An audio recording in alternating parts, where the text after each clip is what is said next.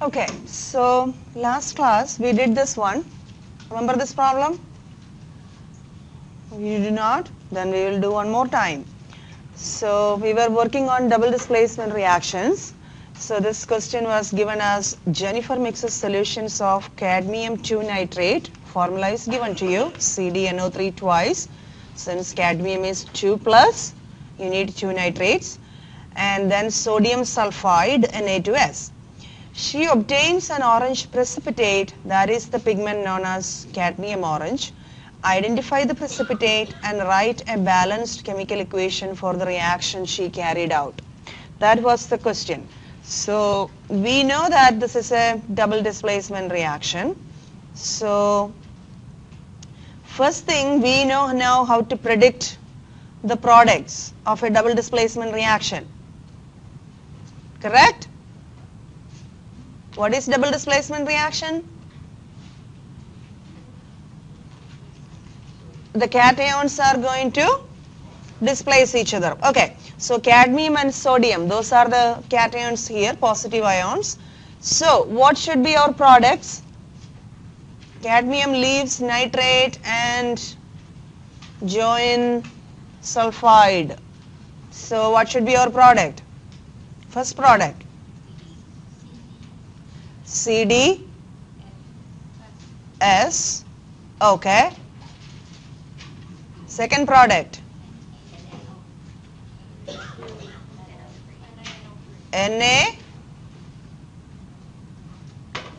NaNO3, right? Okay, is the equation balanced? It is not. What seems to be the problem?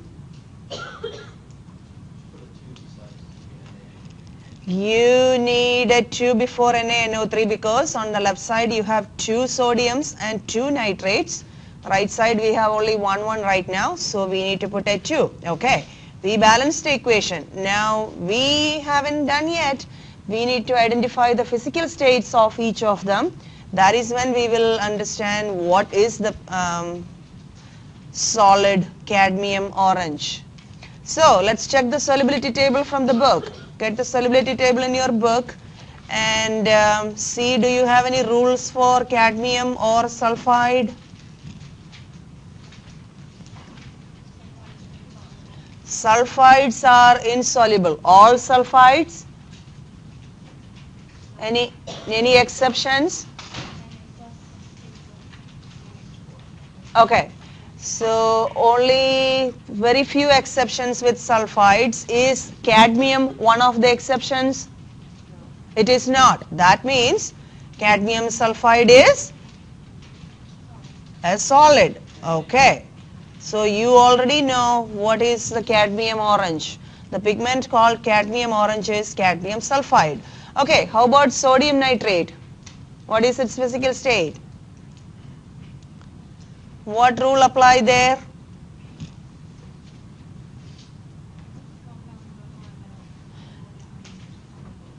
Okay, but it says only most of them, so that doesn't say for sure sodium nitrate is soluble. So which rule will confirm it? Read further. All nitrates are soluble. So do you have to worry about anything? Doesn't matter what nitrate it is, all nitrates are soluble. That means this is going to be aqueous. So you have completed the equation, you know the physical states of each, and you have balanced the equation. So I think we did this in last class. That was the last thing we did. Now this slide gives you that process we just did. So the starting solutions contain all these ions, and then solubility rule says that sodium, most of them are soluble, all nitrates are soluble, therefore the solid should be between cadmium and sulfide, and from the rules we know that sulfides are insoluble. So that was the answer which we did already. Let's do one more. So we have given that a precipitate forms in this reaction, predict the products and their physical states and balance the equation. So your reactants are barium chloride, BaCl2, and sodium chromate, Na2CrO4. it is also a double displacement reaction. So first let us predict the products. So what are the positive ions? Barium and sodium. Okay, chromate is a polyatomic ion, CrO4, 2 minus, so you don't have to worry about that chromium. Okay, so barium and sodium are our positive ions and they are switching their places. What should be our products? Give me the formulas.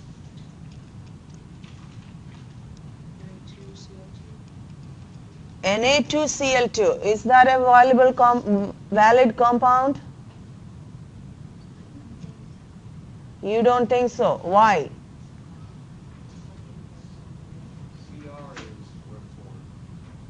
No, we are not worried about that right now. Somebody said Na2Cl2 is one of the products. I want you guys to tell me why it is not or why it is. You all know enough information now to answer that question. Positive and negative, but my question is, the formula you said is, guys, let me write it. Na2Cl2. What is wrong with that? It is wrong. Let me tell you that. It is wrong. What should be the correct formula? NaCl. Is there anything called Na2Cl2? No. So in the lab also, you have done the lab now, Tuesday and Wednesday, all groups. I've told you, do not just switch their places and write as it is. Remember, when something new forms or when products forms, when you write the formula, you have to remember the charge balancing stuff you learned in chapter 3. Okay? It's not that the Na2 together will move from this place and just go and sit in that place. That's not what happens. So in chapter 3, when we learned about charge rules, you know that sodium will form only 1 plus ion and Cl is always 1 minus. So when they form a compound, what should be the formula? NaCl. Okay. So let me erase that.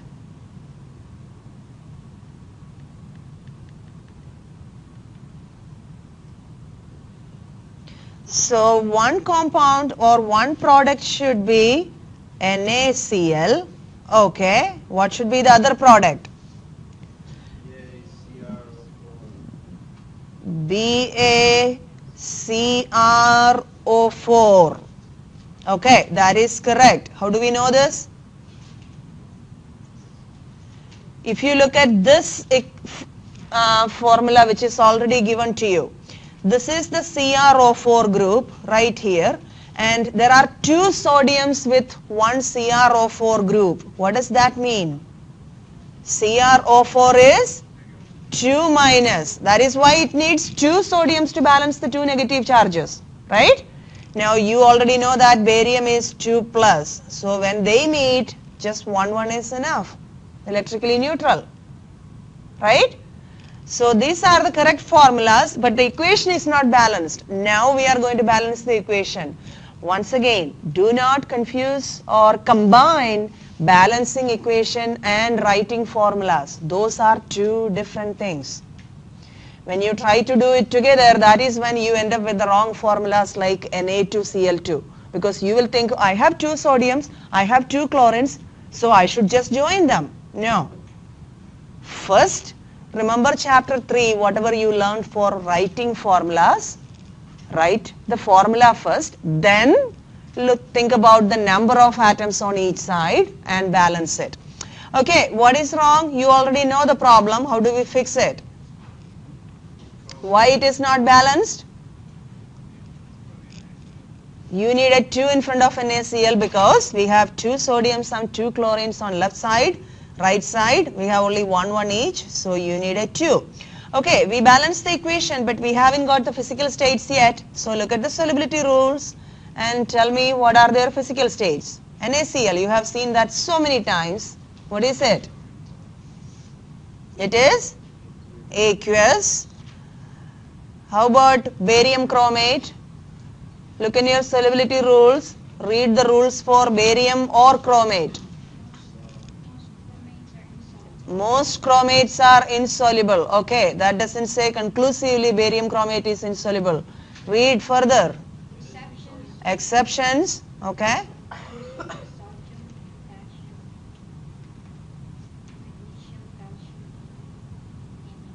Okay, is barium one of the exceptions? No.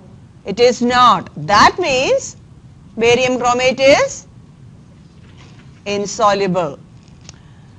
So this is going to be a solid. So this is the reaction. If you carry out this reaction, as this is sodium chloride, already the clear solution. Barium chromate is a yellow colored solution. If you add that, it's not what you see in that glassware is not the yellow color, it's the solid yellow thing forming. You have seen this, right? When you add two things, how the solid will form, and it will look like, it's not like solid means there is a chunk of something going and sitting somewhere. It will be mixed in whatever in the solution, right? So that is what you will see, barium chromate precipitate. That's what you are seeing in that picture. Okay, so double displacement reaction. Again, we are going to see the further classes of double displacement reaction also. But double displacement reactions displace the positive ions. So change the places of the positive ions, but when you write the formulas, make sure it is electrically neutral and it is a valid formula. Don't just write things there. Okay? Doesn't make sense. And then go ahead and balance the equation. Once you finish writing the formulas, balance the equation. In that way you don't make a mistake. We will see the rest of the, okay, so the answer is also right there. We will see another class of double displacement reaction, which is a gas formation reactions. Well, we have seen this reaction in the lab, that is when you add acid to carbonates, what happens? So remember this product which I've told you that this is a very unstable stuff, so it will not be staying as it is. This will immediately decompose to water and carbon dioxide, right? So this is the gas formation double displacement reactions. So most metal carbonates will react with water and it will form that intermediate carbonic acid.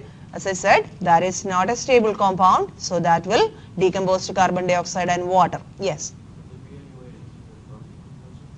Yeah, you can, actually the soda you buy, that is carbonic acid, carbon dioxide dissolved in water. The components are carbon dioxide and water. So if you keep it tightly under the cap, yeah, it will stay like that. But that is why the moment you open the soda bottle cap, boom, the gas goes out, carbon dioxide goes out, and slowly if you leave it outside, all the carbon dioxide will escape and you will say the soda has gone flat, or in other words, it's just water and whatever other flavoring stuff in it. But if you take plain soda, you know, not the soda means not the Pepsi or 7-Ups or anything like that, just the seltzer water, yes. That is just carbon dioxide dissolved in water or carbonic acid. The chemical name of that substance is carbonic acid. And as long as you keep it in a closed container, it will stay like that. But if it is not closed, then it will immediately decompose. So when they make soda, they dissolve carbon dioxide in a very high pressure and cap it. So there is so much carbon dioxide dissolved in that water, that's why it takes some time. Even if you leave it outside, you can see slowly the bubbles going out, right? And after all the bubbles goes out, it is going to be just water. Yes?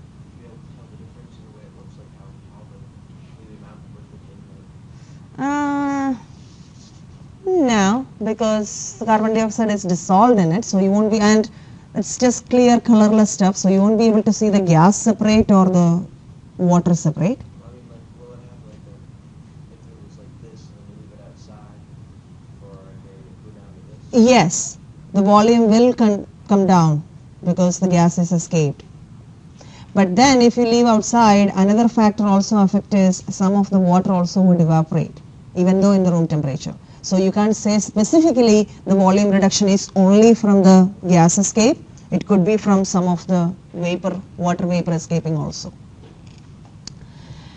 So, so this is any carbonate. If you add acid, you will see bubbles coming out. You have seen that in the lab. And one more type of compounds reacts in the same way, H2SO3. This was one of your questions in the lab report, and I also told you in the lab one more type of compound which reacts in the similar way is metal sulfides. And if you remember the equation, the reaction you did, number 12, sodium sulfite, you dissolved that in water, made sodium sulfite aqueous solution, you added acid and you saw gas bubbles coming out, right? It was the same thing. It made H2SO3 sulfurous acid. Again, this is an not a stable product again, so that will also decompose to water and sulfur dioxide. So in number 12 you saw was sulfur dioxide gas coming out in that reaction. So those two things, carbonates and sulfides, they react with acid and form the intermediate which is unstable, and it will immediately decompose to water and its corresponding gas, carbon dioxide or sulfur dioxide. Now, yes, this structure. However, I have to tell you this story. I went to the department and I told everyone that, you know, all the other faculty, I didn't know this was a structure of George Washington, and you know, I just said it's a Scottish or Roman looking guy, so we were all laughing. And then I was reading the book. Let's go to, I don't remember the page number. You have this picture. What is the page number, Heather? That's 184. Okay, 184. Read what is written next to that statue. What does it say? Yes, and pay attention to the year it was built.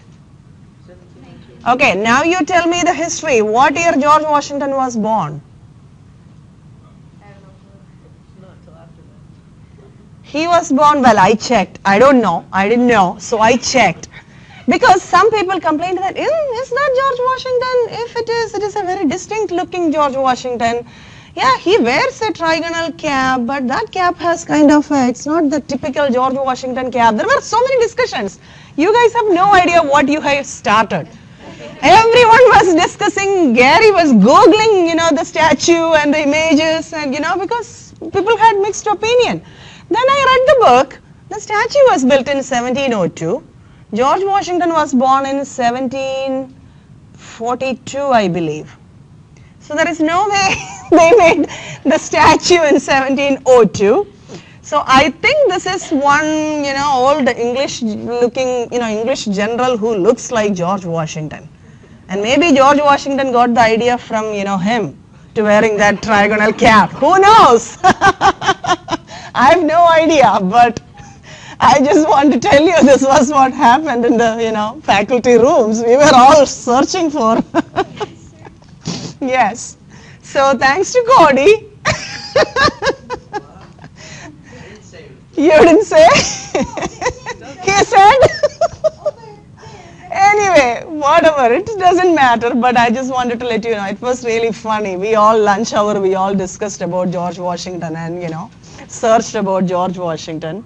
So that was a cool thing. Anyway, the point, it's not about whether it's George Washington or not, whoever that is. What we are going to think about is what happened to that statue. Okay? So, of course, 1908, statue was looking good. 1969, what happened? Acid rain deteriorated the sculpture. So when in the atmosphere, well, our vehicles and these industries, they throw up a lot of sulfur dioxide gas, nitrogen dioxide gas, all that into the air, right? And when you know the concentration of those gases go up so much, it goes up in the atmosphere and it will react with the water vapor in the atmosphere. So you can imagine sulfur dioxide and water, when they combine together, it's making that unstable compound, sulfurous acid. When there is so much of it, you know, at least some of it is active. Similarly, nitrites, nitrites and water reacts and form nitric acid, which is a pretty good acid. So at that time, if it rains, the rain will contain a lot of this acid, and the acids will react with the carbonates, we know that. And most of the marble statues or sandstone statues, they all contain carbonates, calcium carbonate. That is why the carbonate, the outer part of the statue, carbonate is dissolved, reacting with the acid and getting dissolved. That is why the poor guy was losing his fingers and cheeks and his fine features. Okay, this happens to statues made of the old statues, like 1700s, 1800s. That time they were making statues with that soft sandstone. But later, once it comes to the attention and we figured out why it is going, now we don't make, I think, soft stone or sandstone statues anymore. We have better, real granite statues which won't react with the acid rain. That is why the newer statues are okay, but the older statues might react with rain, and that is why we preserve them. We try to preserve them, right? Because before we didn't know this. And of course, sandstone was available, and it is easy to carve because it's a soft stone compared to the granite. Anyway, so the third type of double displacement reaction, acid-base neutralization reactions. Well, we have observed this type of reaction also in the lab. Now, in an acid-base neutralization reaction, remember what I said, one of your product is going to be always water. That is how you identify if it's just a reaction, whether it is an acid-base reaction or not. One product will be always water. So the driving force is formation of water. And an acid will react with a base to form water and an ionic compound. So this reaction you have performed in the lab, HCl and NaOH. So HCl is the acid, NaOH is the base. When you do the double displacement, see what we make? We did this one in lab, right?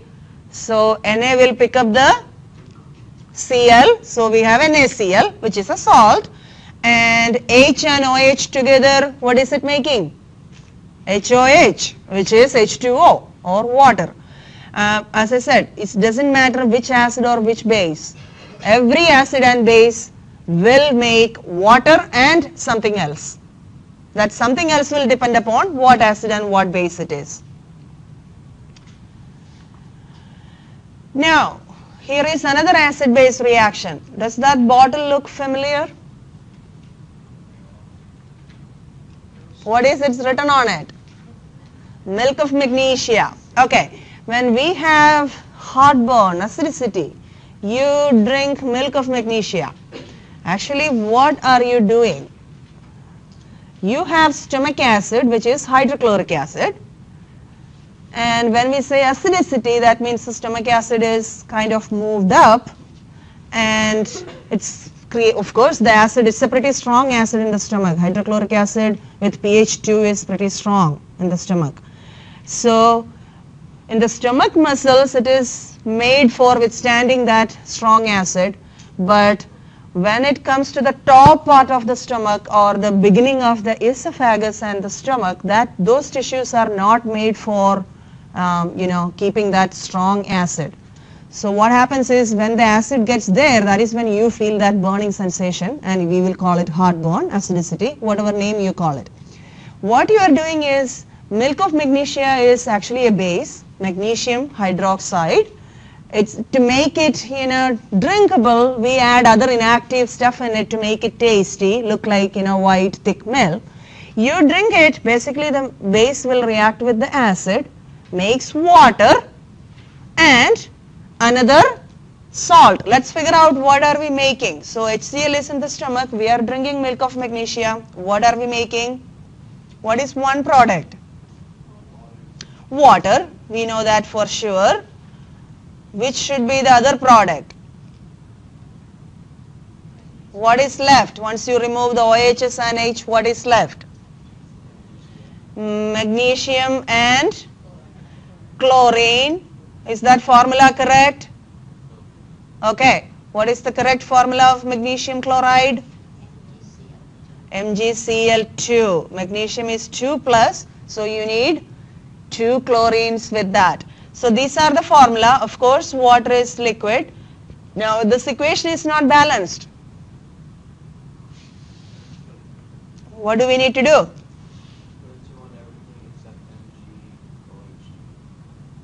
Do we need 2 on everything? I think here it is fine. Now let's do a count again. We have 2 hydrogens plus 2 oh yes, we needed 2 here also, right? Okay, let me take you through step by step. If I just sit there here and balance the equation, you might not get it. Let me get rid of that. Let's do it step by step. So what seems to be the problem? First let us identify that. What is not balanced right now?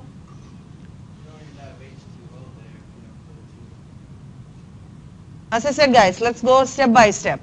I know some of you might have finished it. Please bear with me for the rest of your classmates, and let's do it slowly. Magnesium, the number of magnesium, is that looking okay now? 1 magnesium on the left, 1 magnesium on the right. We are good. How about chlorines? We are not good. There are 2 chlorines on the right side, only 1 on the left side. So what are you going to do? You are going to place a 2 here. So chlorines are okay now. Let's pick up the hydrogens. By placing this 2, we are saying that there are 2 hydrogens here, and then you have 2 OH groups. So total how many hydrogens you have on the left side? 4. How many you see on the right side? Only 2. What does that mean? We need another 2 here, right? To make the 4 hydrogens. Okay, now the last element, oxygen. Let's count the number of oxygens on left side. How many we have? How many we have on the right side? Equation is balanced. Now, what is the physical state of magnesium chloride? Look at the solubility table. Magnesium or chloride? Well, you might have a rule for chloride. What does it say? Okay, there are exceptions. Is magnesium one of the exception? It is not. That means this is aqueous or it is soluble in water. Of course, you don't want to take a base which will make a solid inside your stomach, right? You want to drink something which will, whatever the product, it will dissolve in water. So what happens is magnesium chloride will be produced. It will be dissolved in water so that it can pass through your system without any trouble. And your acid is neutralized. Your heartburn also goes away. So most of the antacids, whatever you, this is, the example is using milk of magnesia, but the tablet form, whatever you are taking, every single thing, if you look into the back, nowadays, not nowadays, now onwards, you guys should start reading the labels on bottles and read what is the active ingredients. You might recognize a lot of things and you will understand why it works.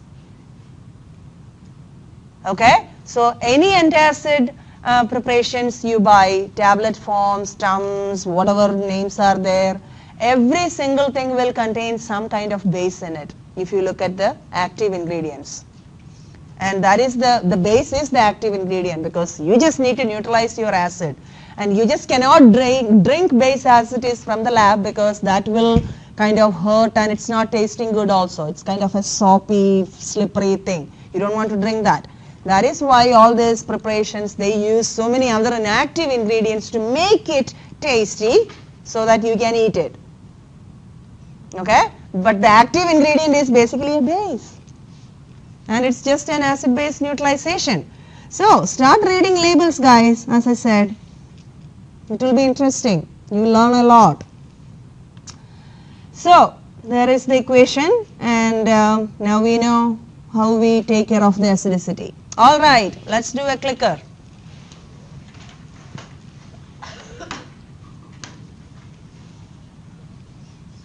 I think we finished the double displacement reaction, so before we go for the next type, it would be good if we make a quicker one. Keep your solubility tables in your book. You may have to use that. Okay, so here is your question. I have given you a reaction. So identify the products, and I'm asking what is the solid product. I need to know only what is the solid product. So identify the solid product by using your solubility rules and choose the correct answer. So first you need to complete the equation to figure out what are the products and then identify which one is the solid.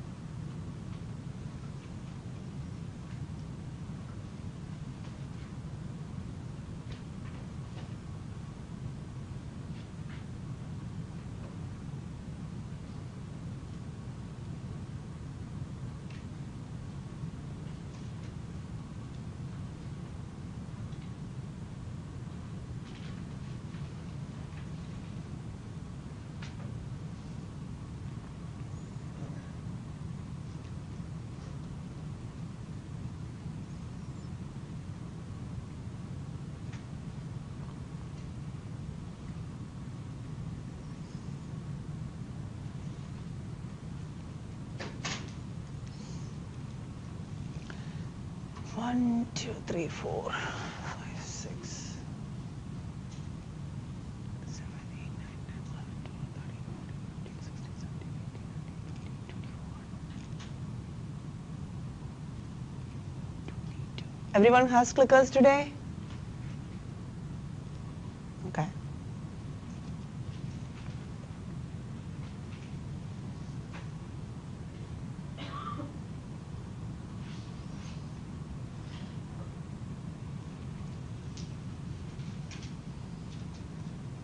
Come on guys, another minute. That's more than enough. You have done this reaction already.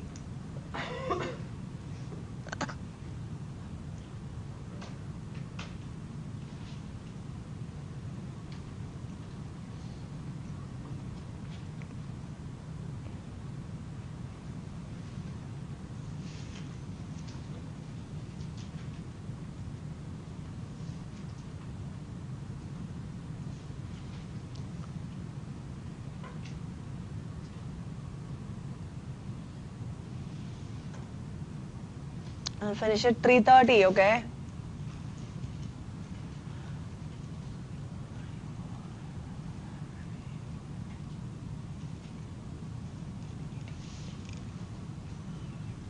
Did everyone answer? I don't think so. Okay, stopping it. I count only 21. Okay. What are the products of the reaction? It's a double displacement reaction. So,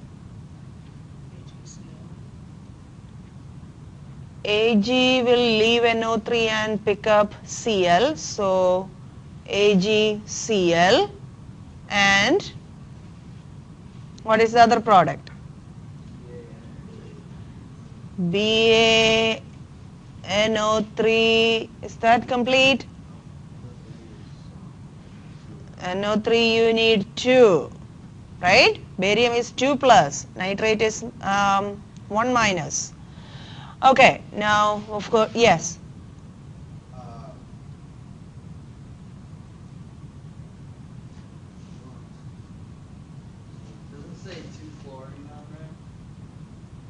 Yes, but silver is in 1 plus charge, right?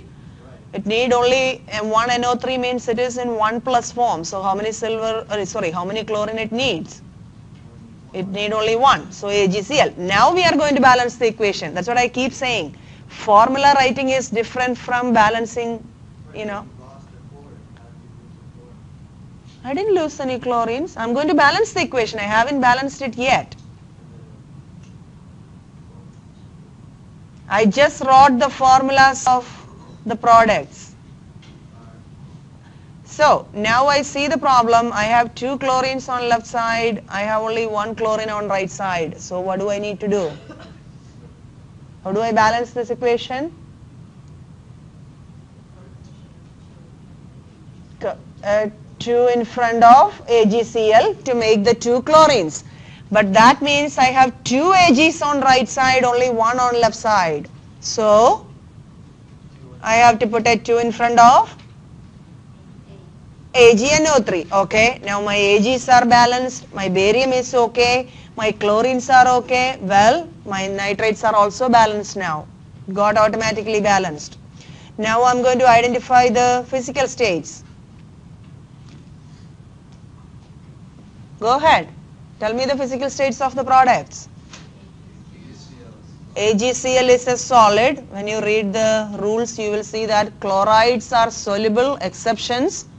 Ag is one of the exceptions, so that is a solid. And we know that all nitrates are soluble, so barium nitrate is aqueous. So, what is a solid? AgCl. So, your answer is D. Wow, I have a lot of other answers too. I do hope people who got it wrong understood what went wrong. Is there any other questions or anything else coming to your mind where you're thinking in some other way? Please ask so that I can clarify.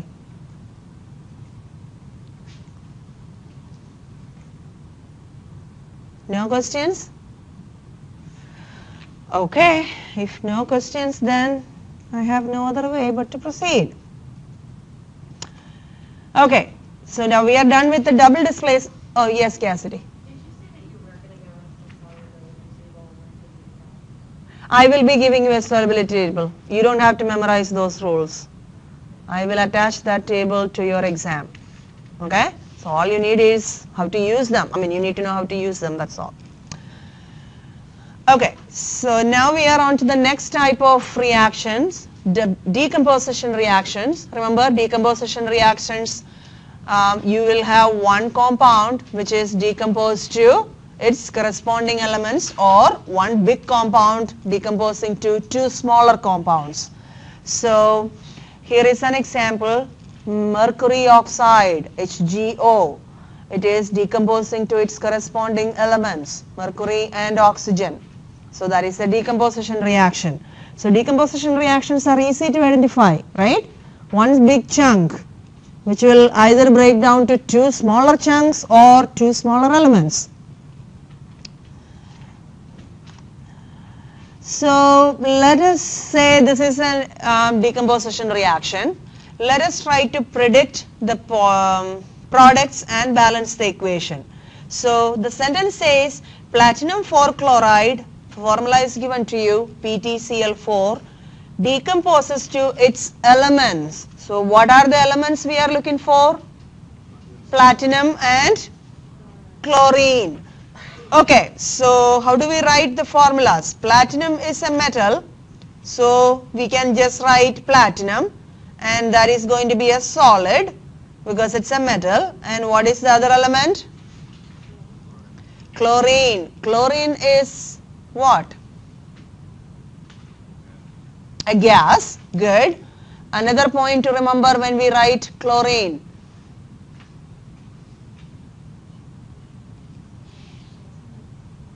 It is one of the 7 diatomic molecules or diatomic gases. So how do we write it?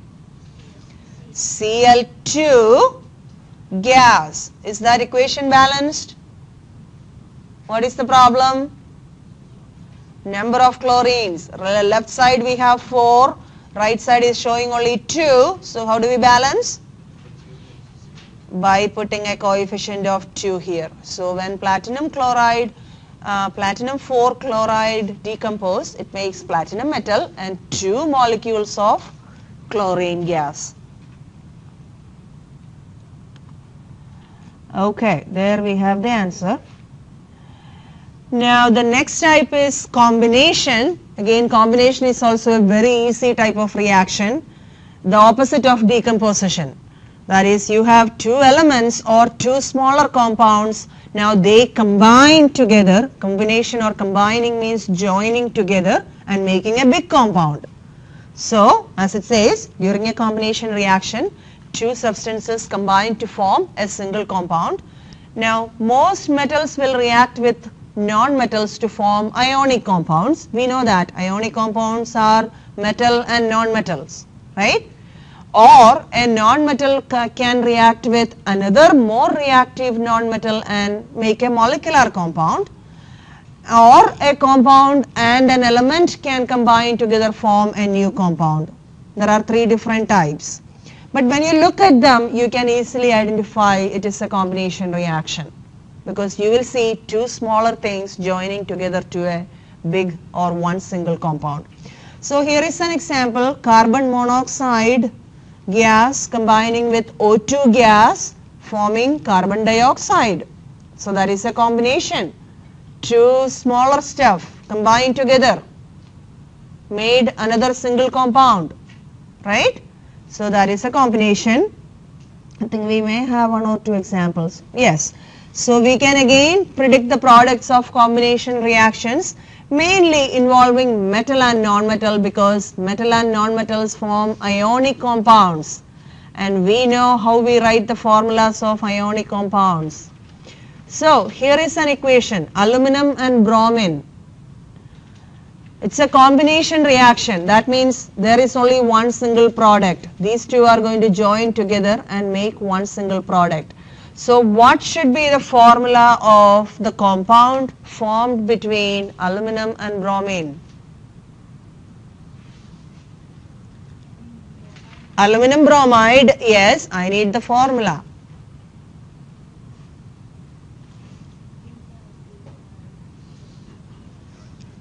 So Al and Br, it's an ionic compound. How do we write the formula of ionic compound? What is the key thing to remember in ionic compounds?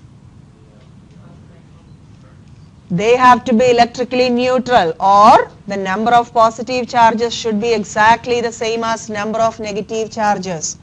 Aluminum, what is the charge of aluminum ion? It is always 3 plus. Okay, bromide,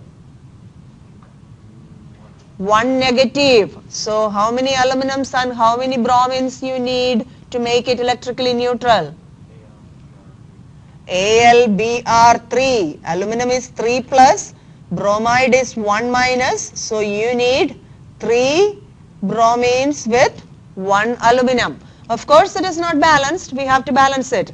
Are you getting the picture? Whenever we write the formula, we goes back to chapter 3, rules we learned. How electrically things can be neutral. Okay? What is the charge of the metal ion, what is the charge of the non-metal ion, and how they should combine, what ratio they should combine, so that they are electrically neutral. Once you get the compound, then you go back to the equation and try to balance it. Do not get carried away with, I see only 2 bromines there, so how can I make aluminum bromide, AlBr3? Okay, those are 2 different things. Question? No, sir, I think I have the answer. Okay, so now we have to balance this equation. What is wrong? Of course, the number of bromines. Only 2 on the left side, but we see 3 on the right side. So, yes, John.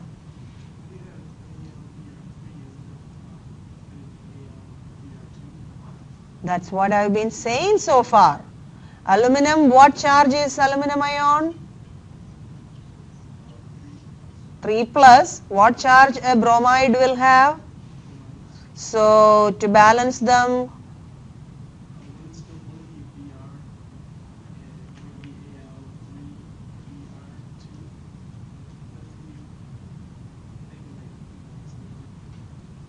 What are you trying to say? Al is 3 plus. Br is 1 minus. So to make an electrically neutral compound, how many aluminum and how many bromides you need? All you need is 1 aluminum and 3 bromides. So that the total positive charge is the same as the total negative charge. Or in other words, the compound is balanced. Right? Okay. So now we are back to the balancing equation part. How do we balance? What is the problem? We have only 2 bromines on left side, but 3 bromines on right side. So what do you do first? Yes, Thomas. 2 ALs, 3 BR. Oh, you finished it already. Okay, let's do it slowly. Good, that's fine. But let's do it slowly so that everyone understands. So we have only 2 bromines and 3 on the right side. So first trial is try to put a 2 here. Right? Okay, does that solve the problem? Remember, when we put the coefficients, always start with the smaller numbers. If it doesn't work, then go for a bigger number. Okay? Don't already start with like, okay, 10. Let me try 10 and 5. Let's see it works. No. Remember, we balance equation using smallest possible whole numbers. So always start with 2, 3, 4 and so on. Okay, so if you put 2, it still doesn't work. It shows 4 bromine and still 3 bromines. Right? So, what do you think you can do? How about if I change this number to, oops, I didn't want you to see the answer, guys. Okay, how about if I change this number to 3? I have 3 times 2, 6 bromines. I have 3 here, so it's easy for me to make 6 on the right side just by placing a 2 here. Now 3 times 2, 6 bromines on left side. 2 times 3, 6 bromines on right side. Okay, I balanced the bromines, but by doing so, my aluminums got unbalanced. What is the problem? I have 2 aluminums on right side, 1 on left side. Easy to do that balancing, right? Since aluminum is staying alone on left side, all you need to do is a 2 in front of that Al. So now your equation is balanced. So again, when you write the products, I don't know how many times I'm repeating this. People might think she just repeats so many things. My hope is maybe somebody is out there who hasn't got it yet. So, maybe that repetition will get to their brain. When we write the products, please do not get carried away with how many you see on the left side. Okay? Don't get limited by that. When you write products, all you have to think about is the charge rules. They have to be electrically neutral. So how many positive charge, how many negative charge I have, how do I balance it? That is how you write the formulas. Once you complete the formulas, then only look at how many I have on the left side, how many I have on the right side, so how do I balance the equation. Okay? Always keep that as 2 separate steps, otherwise you will do the equations wrong. Okay? Alright. So, there we have our balanced equations, and now we are on to the last type of reactions. Remember that 4 class we started with? So we did combination, decomposition, double displacement, and this is the last type, which is the single displacement reactions. Again, what happens in single displacement reaction is you will have a free element. Right here it is like A is standing alone. So that is the free element that will displace another element. So C, the other positive ion, CD is a compound, so A is going to displace C and takes its place. So you get AD, and now C will be standing alone as the free element. That is called a single displacement reaction. So here is an example, copper metal, pure copper. If you put that into silver nitrate solution, copper is going to displace silver, so you get copper nitrate solution and silver standing alone. Okay, so this is a example of single displacement reaction. So this is what in picture wise, even lab if you are doing it, you have silver nitrate solution here, which is actually a clear solution. You put a piece of copper wire, that's what is showing in here. After some time, what happens is, not that the copper wire, on the outside of the copper wire you start seeing the silvery deposit, which is the pure silver. Silver gets deposited on the copper wire and the solution will start turning into blue, because you are in turn making copper nitrate solution, which is a blue color solution. Remember, you worked with copper sulfate solution in the lab, which was a blue color solution. Copper nitrate is also a blue colored solution. All copper solutions are blue in color. So that is why you will slowly seeing the blue color is developing in the solution, because you are forming copper nitrate.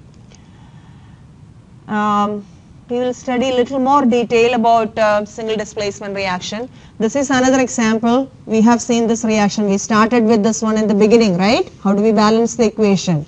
Aluminum reacting with iron oxide. So aluminum will displace iron, takes its place. So aluminum oxide and iron is standing alone. Here is another single displacement reaction, iron and copper oxide. And this reaction was the culprit of the corrosion of the Statue of Liberty. Again, if you look in your book, it says the Statue of Liberty was closed in 84 to 86 for 2 years for rebuilding it. What happened? Statue of Liberty is built with inner iron frame. The inside is all iron, pure iron, and outside it has lot of copper panels. If you remember that crown and everything, it's shiny copper, right? So that is how the Statue of Liberty was built. Now you can imagine Statue of Liberty is in New York Harbor, where all the time it's wet, right? The atmosphere is so damp, so wet. So with the atmosphere so much in water, what happens is the copper, the pure copper, which is the copper panel which is outside, it will start reacting with water and form various copper oxides. The main one is copper 2 oxide, CuO, but there are a lot of other copper oxides. So it will form the copper oxide. As long as it is pure copper and pure iron, no problem. The statue will be good. Pure copper and pure iron is not going to do anything. But when it forms copper oxide, iron will displace copper and take its place. Or in other words, you get iron oxide and pure copper. Iron oxide is the rust. When we say iron is rusted, it's basically iron oxide. And you can imagine, rust is like if you press it, it's a powder, right? If you see that as solid, it's very soft. You can just press it into powder. So the inner frame of the statue is getting powder. You can imagine the statue would fall apart, right?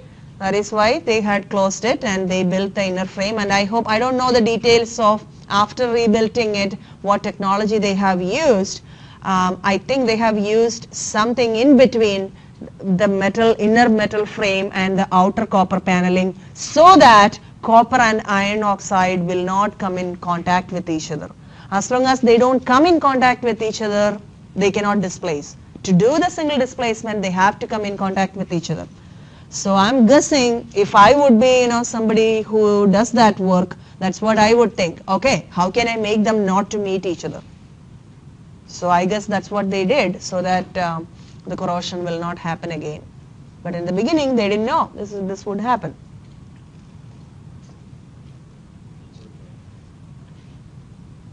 I thought you raised your hand. Okay. All right. So this reaction, this was the culprit for making the statue corrode. Now, there is something interesting. We have seen so far some single displacement reactions. Now let's do two experiments. Well, we are not doing actually. We will look at the pictures of the two experiments. The first picture here, you have a beaker with silver solution and you put a plate of pure copper in it. Okay, a strip of pure copper metal. In the second beaker, you have copper solution and you put a pure sheet of silver in it. So everyone got the picture? One is silver solution and copper metal. The second one is the opposite. Copper solution and silver metal. And let's say we leave it for a week. You come back after a week, you observe the two beakers. What do you see? This is the after picture after a week. The first beaker, something has happened. Right? The pure, look at the first beaker before. It is the pure copper sheet sitting in there. Now there is a deposit of silver on the copper sheet, or silver is plated on the copper. Look at the second beaker before and after. Do you see any change at all? No change whatsoever. So, why only one reaction happens? Hey, both times it was silver and copper. Why we put copper in silver solution and the reaction happened, but when we put silver in copper solution, nothing happens? Good question, right? Okay, keep that in mind. We are going to answer that. So, again, little more. So far, whatever we have seen, let's say the previous example, based on this, we can just say, well, somehow copper is more active than silver, or copper is more reactive than silver. That is why something happened with the copper metal and nothing happened with silver metal. That could be one explanation. And we have seen the iron copper Statue of Liberty example. Well, iron is more reactive than copper. That is why iron was displacing copper and made rust. That is one example. And the first example, aluminum and iron also, why aluminum is more reactive, that is why it is displaced iron. Based on these observations we have seen, let's say we can predict this way. This is the reactivity. But is it possible to pick up every single metal and do a reaction and then see what happens or which one is more reactive? It is not. So we need something which is more theoretical, or something which is in hand, which you can always look and predict which way the reaction will occur. And that is very important in, when it comes to construction and all that, what material you use, at what place you use, what metal, all those things.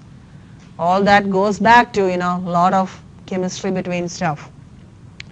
So, the questions are, how can we make predictions without doing all these experiments?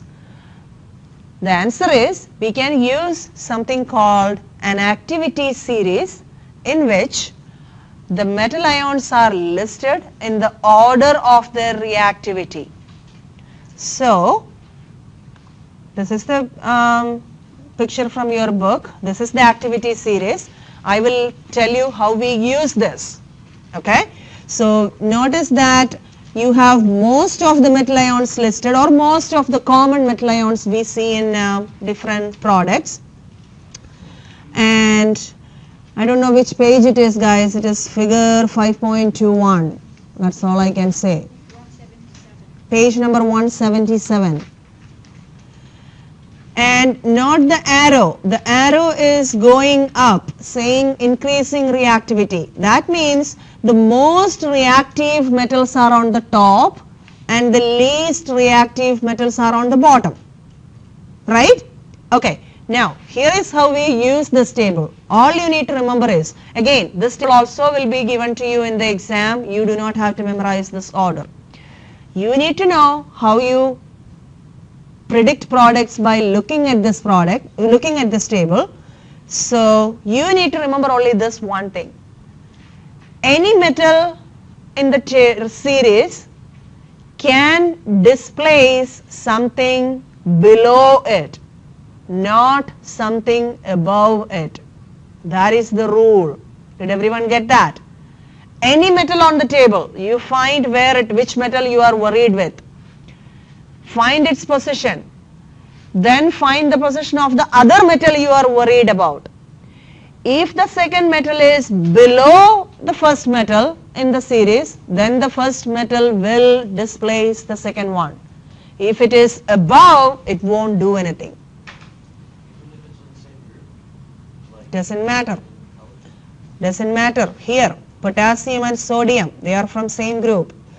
Potassium will displace sodium. Well, there is nothing above potassium, so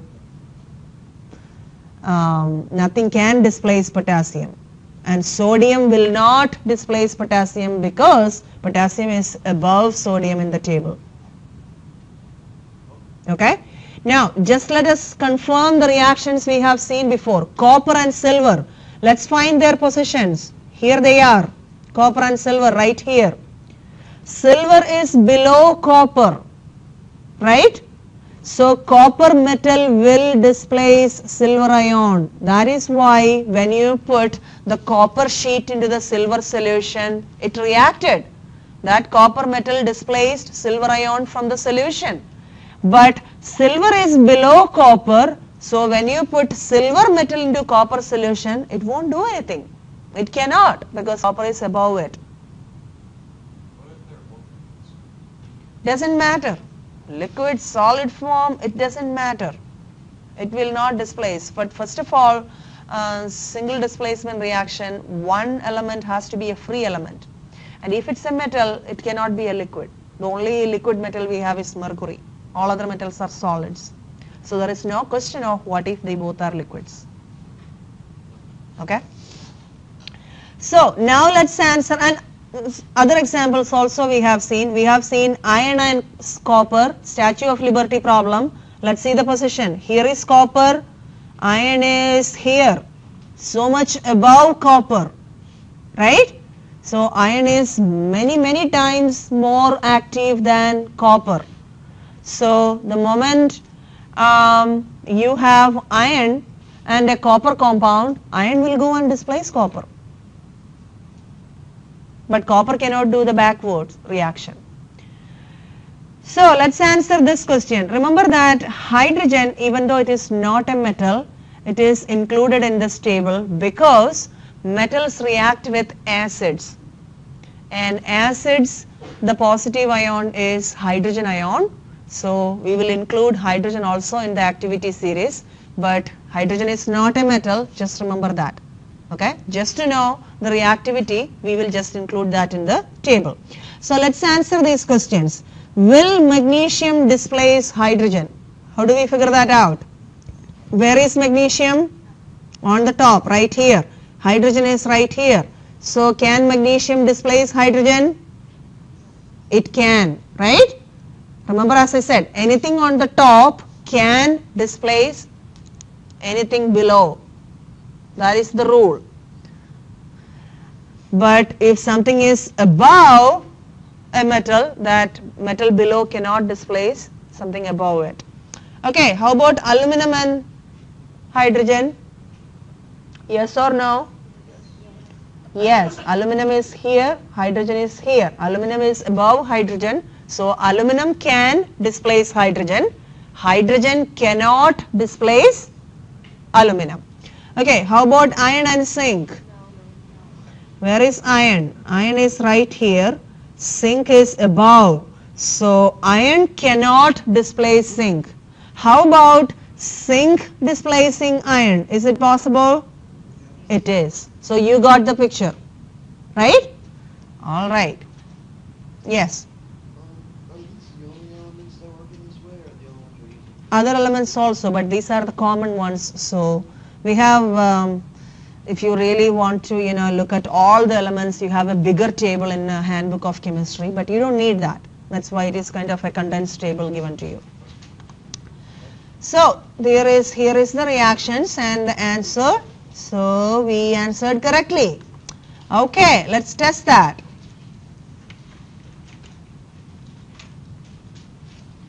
I expect 100% correct answer on this one. I'm putting pressure on you guys. Hey, I'm sorry. I didn't put the question. That is true. There is the question. And go ahead and answer. And use the activity series from your book.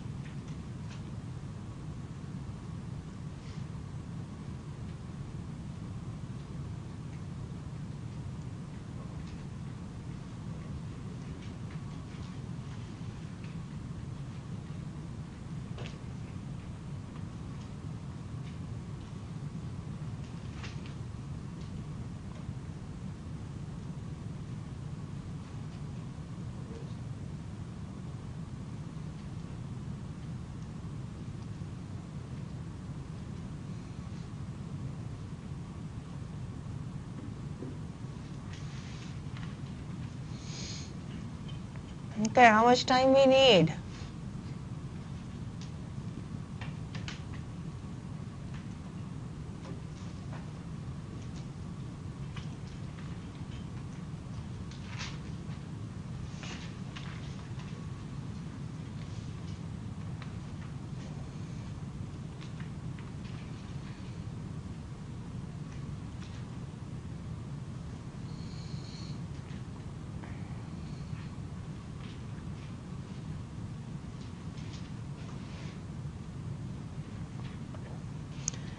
If you were already answered and changing your answer, it wouldn't show anything here, okay? Whatever you answered, the last one will be collected as your answer. Okay, I'll stop at 3 minutes, guys.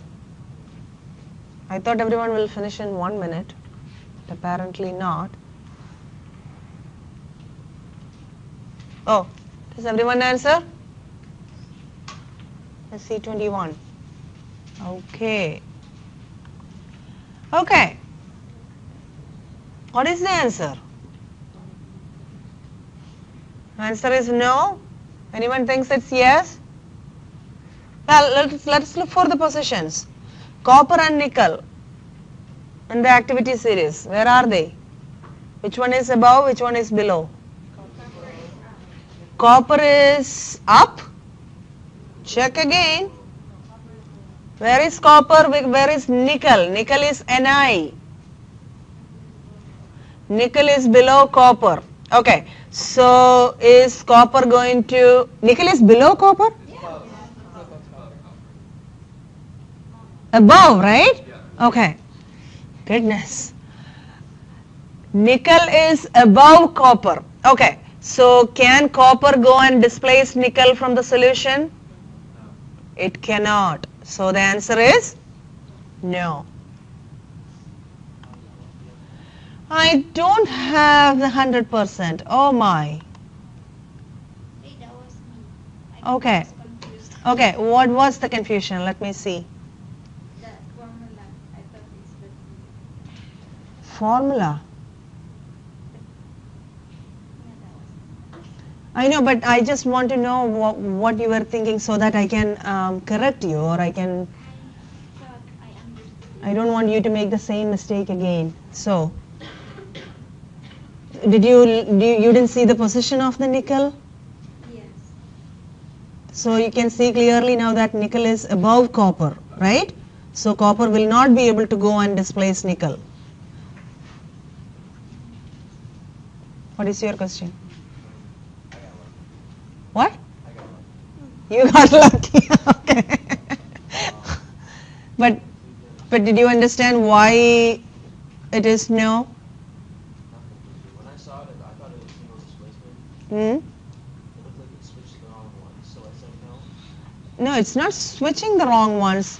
In single displacement reaction, one free element will displace another element from solution. That's what the single displacement reaction is.